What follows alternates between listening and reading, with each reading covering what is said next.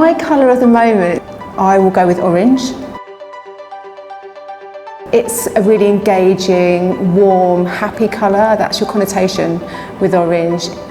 Colour is so important in art and design. I think coming at it from a point of view of art, it's really about expression.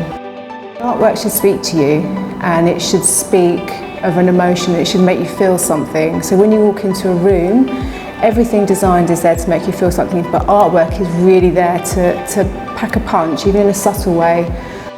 We did a project in Ethiopia for a really, really high-profile office, and we used a really amazing artist called Jerusalem Jarenga. And because this was a public office, we wanted to use real people. We thought it was really important that the artwork is reflecting the people that you're serving.